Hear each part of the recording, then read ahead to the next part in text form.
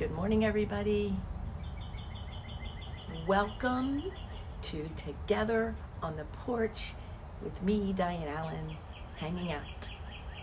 Today we're going to talk about grapes, expectations, mothers, I don't know, and everything else that came through as I walked my beautiful dog Maggie this morning on this glorious day. So grab your favorite beverage. This morning I'm drinking chaga mushroom coffee in my beautiful cup.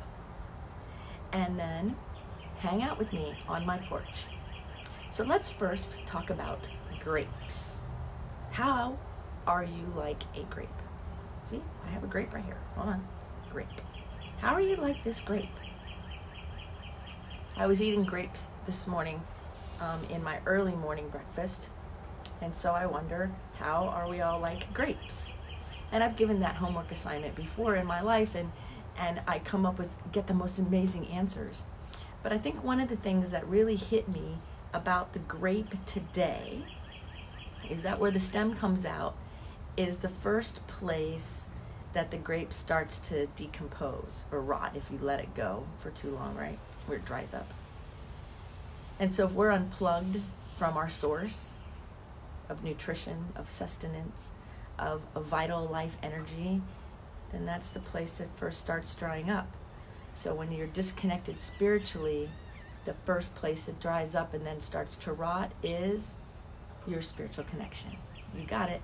And then it shows up in the physical world, in your physical grape. So how are you like a grape? Are you all, this grape's like really plump and plush and has a nice intact skin and it's very healthy, right? Or are you a little shrivelly, dried up? Or are you a little smushy because you've let yourself rot? Or are you in a clump of grapes? Or are you by yourself as a grape? Are you organic grape? I don't know. Anyway, that's what one of the things I was pondering on the walk is how we're all like different foods, like how we're like oranges, where we have different sections and seeds of ideas and what are we going to plant, and then I laughed because today's podcast is all about the seasons of life and living within the cycles and having them work in our favor. So I'm kind of the synergy of having a grape for breakfast and thinking about that and then seeing, oh my gosh, that's the podcast that got released today. How funny. It's pretty funny. So I woke up this morning really calm and feeling really relaxed and so peaceful that there was a moment that my ego that's not my amigo that started lying to me about being bored or sad or isolated. It kept trying to label calm in a not so empowering way. So I immediately, of course, said, oh no, that's not true. So we can stop making up the stories now, ego. The truth is, when I woke up feeling perfectly calm and perfectly centered, I didn't have to rush into the day. I didn't have to hurry. I didn't have to push or force anything. Because when we're living in alignment and we're calm, there's a flow that is natural. And all of it works in our favor when we allow it to. So that was a very interesting way to get up because it was unusually more calm. Like yesterday, I had all that energy going through me from whatever was going on. Today, it's not that at all. Today is a ton of calmness and flow and peace and almost like I'm walking on air, and it's beautiful. So every day is a new day. Every day is different. Every minute is different. Every hour is different. So are you paying attention to the inner workings of your being? Are you grounded before you enter your day? Really, right? Are you having a regular morning practice that sets you up? So the rule is this. If you look at your day ahead and your calendar has a lot of stuff on it, or your mind is saying there's more things to do, like a lot of things to do, if that's what the state of affairs is, then you do your morning grounding activity for twice as long. So whenever I have a very busy day, I do my grounding, my meditation, all of the things I do twice as much that day. because without being grounded and aligned, my effectiveness drops dramatically. So if I want to be effective, and I want to be happy, and I want my vital force to come through me, and I want my work to be of the best it could possibly be, then I'm required to do even more grounding on a day that I know I'm busy instead of less. See, our ego says just push through the day and figure it out later. That's backwards, right? Now, here's the other side of that, folks. You can't be doing tons of spiritual meditation grounding stuff as an escape from being personally responsible for your life. And I know a lot of people, I call it spiritual medication. My friend Leo Booth wrote a book, When God Becomes the Drug. The Church of England didn't like it. He now lives in California. But it's true. We can overdo it. We can spiritually marginalize our human experience and cause great suffering.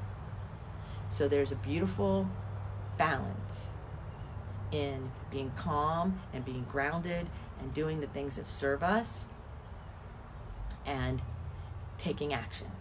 Action and spiritual calm go together. I know some people think, oh, if you're calm spiritually, then you're not taking action. It's not true. You take better action, more effective action. And so it really makes sense. Now, another thing I do to keep myself in an aligned spot is in the middle of the day, I take a break and start my day all over again as far as my energy fields and what's going on. So right around 12 or 1, depending on the day, I stop what I'm doing and do some form of meditation. And I recently went on this Zoom call with my friend Sharon. She's so cool. And she did this chant. I've never done chanting like that. And it was so beautiful. So you can find people out there in the world that can help you explore even more powerful, profound ways that you're not used to get connected. See, if we always do what's so familiar all the time without any variance, our brain, like any muscle kind of, just gets entrained and it doesn't explore and it doesn't expand as much as if we keep it confused a little. So muscle confusion when we work out makes our muscles stronger. In our grounding and in our meditation and in our prayer world and our spiritual life, it is so vast and so mysterious to live under the delusion that there's only one thing and one way and this is it, only forever, is a delusion. So I suggest this week sometime, check out something you haven't tried yet and do it. See what happens. And then I say, do it at least 3 times, because if you don't like it, then it might just be you, right, that day, or it's so new your body has a hard time kind of putting on the new clothes. So you try it 3 or 4 times and you keep doing different things, because the more expansive and the more varied you are, and the more you allow variant experiences and different people coming in, the more active you will be on an internal level for your alignment. Then you will keep setting out to do amazing things. Oh, my friend Sharon I was just talking about is here. Hi, Sharon. Anyway, so I'm in a, maybe she can put a link, or I can put a link to her midday thing on Monday, Wednesday, Friday. You guys got to go. It's amazing. Anyway, do different things. Try different things. Tell people that are important to you that you appreciate what they're doing, right? Whatever it is. If it's from their heart, then it's a gift. And if that person is sharing their gift with you, that's the highest honor possible. There is no greater honor in the world than someone to share a part of them with you. Like, I'm on my porch, you're hanging out on my porch with me, and when I share things with you that are personal to me, which is every day, then there's no greater honor than that. There isn't. So when somebody chooses you as the listener, then there is no greater honor anywhere, ever. And that reminds me that I was thinking about this too on my walk, that my neighbor, it's interesting, I've not lived in an apartment in 21 years, so it's all kind of weird to have people all around. But that my neighbor, who I've only said hi to a few times in the parking lot, who seemed like a nice person, knocked on my door last night. And when I opened the door, all I could see was panic, freak out, somebody who, God bless that person's heart, so just frozen in horror. I mean, it was awful. Like, I haven't seen somebody in that much of a closed down state in a long time. So of course he said, "Can you talk?" I said, "Sure." I mean, I was planning on doing other things, but you can't close it. I don't close the door in someone's face who's hurting that bad. And came in,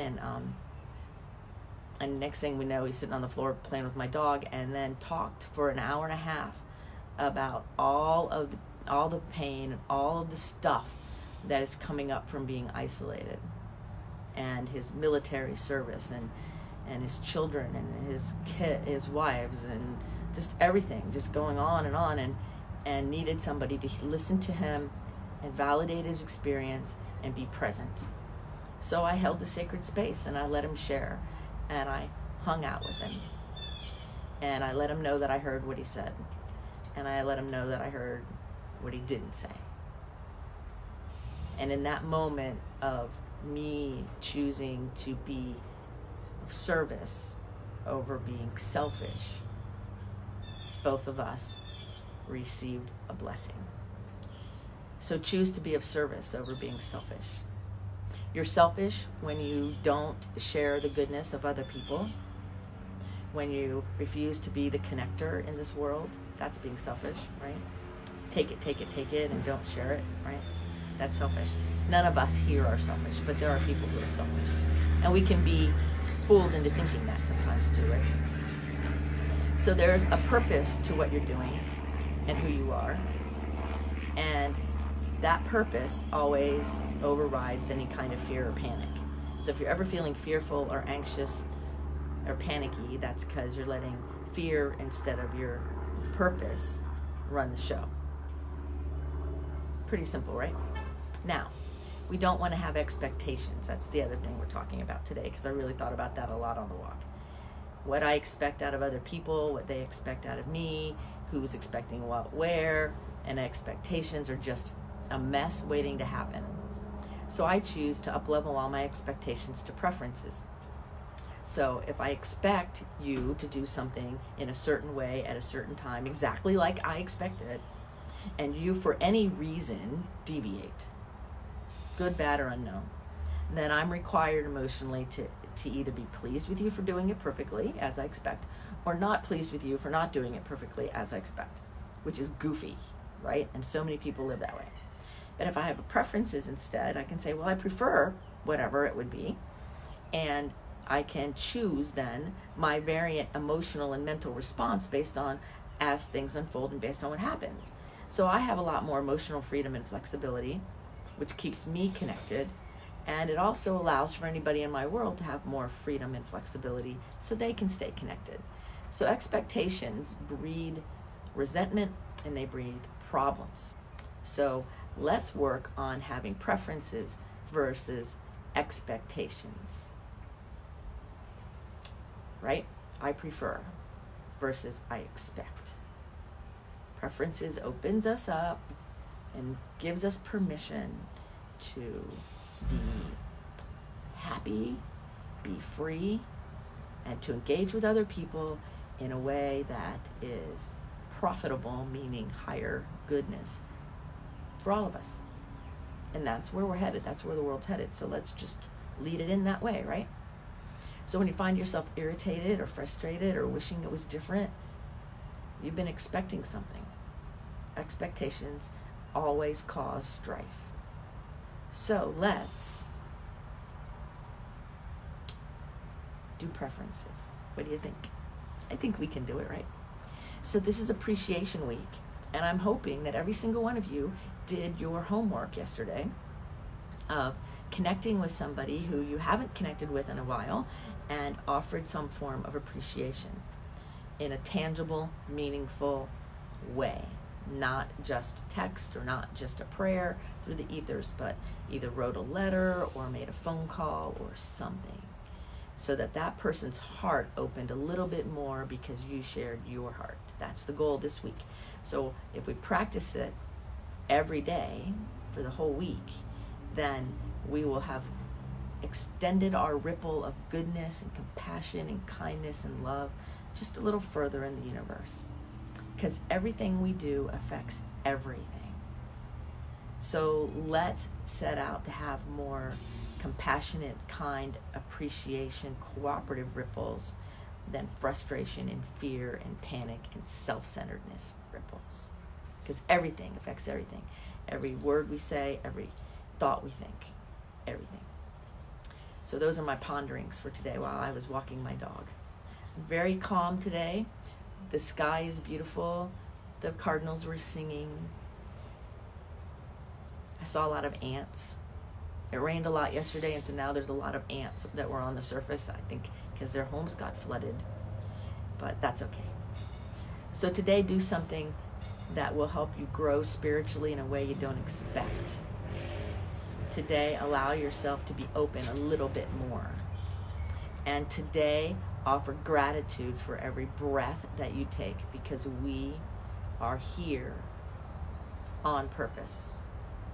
So what I say is, let's get into the day and have a blast. That's what I say. So I can't wait to see all your comments, and I will answer them after the video ends. And what I want to say now is, from my heart to your heart, may today be the best day of your life. I'll see you tomorrow at 9 o'clock Eastern Time to see what cool thing we have in store for us on tomorrow. Be well.